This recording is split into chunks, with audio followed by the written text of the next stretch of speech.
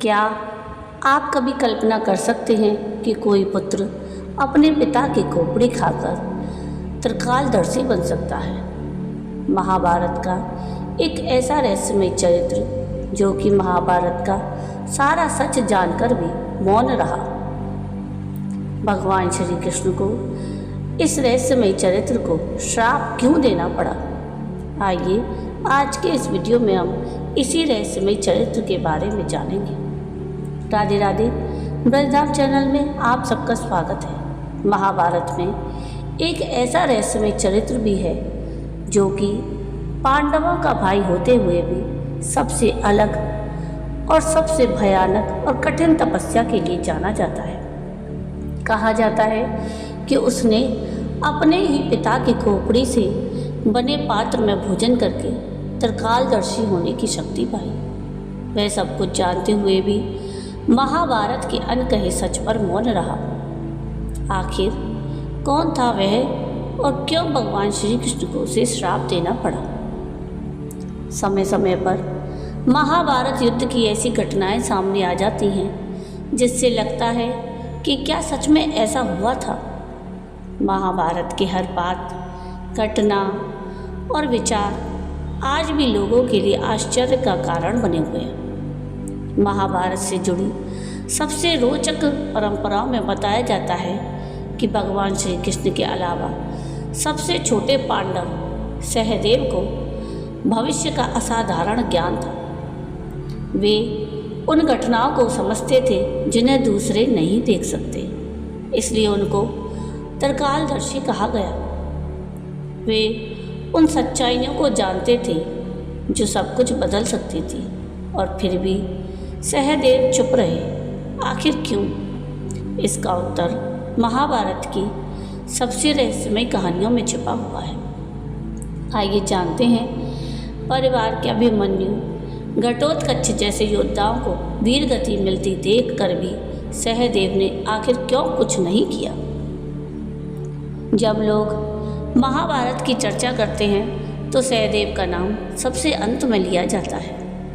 सहदेव की माता महाराज पांडु की दूसरी पत्नी माद्री थी। द्रौपदी के अलावा सहदेव का विवाह विजया से भी हुआ था। सहदेव और द्रौपदी के पुत्र का नाम श्रुतसेन और विजया से उनको सुहोत्र पुत्र की प्राप्ति हुई। सहदेव महान व्यक्तियों और महान योद्धाओं की छाया में रहे, फिर भी कई परंपराएं उन्हें महाकाव्य के सबसे बुद्धिमान व्यक्तियों में से एक बताती है। दूसरों के विपरीत, जिन्होंने कर्म या नेतृत्व के माध्यम से ध्यान आकर्षित करने की कोशिश की, सहदेव शांत और एकाग्र रहे।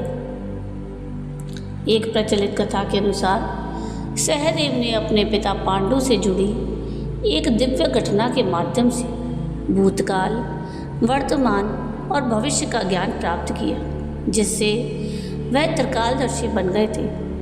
कुछ कथाओं में उल्लेख मिलता है कि पिता महाराज पांडु की अंतिम इच्छा के अनुसार सहदेव ने उनके मस्तिष्क के कुछ हिस्से खाए लिए थे, जिससे उन्हें तीनों लोकों का ज्ञान प्राप्त हो गया।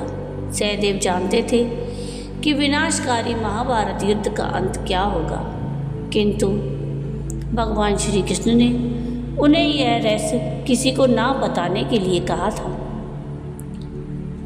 कथाओं के अनुसार सहदेव पर एक प्रतिबंध था जो उन्हें अपने ज्ञान को खुलकर प्रकट करने से रोकता था।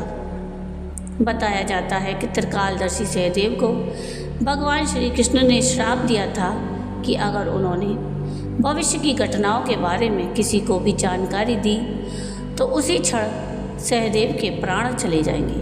अगर कोई उनसे सीधे पूछता तो वे सच्चाई से उत्तर देते, हालांकि वे सब कुछ प्रकट करके भाग्य में हस्तक्षेप नहीं कर सकते थे। यह महाकाव्य में सबसे आकर्षक दुविधाओं में से एक को जन्म देता है।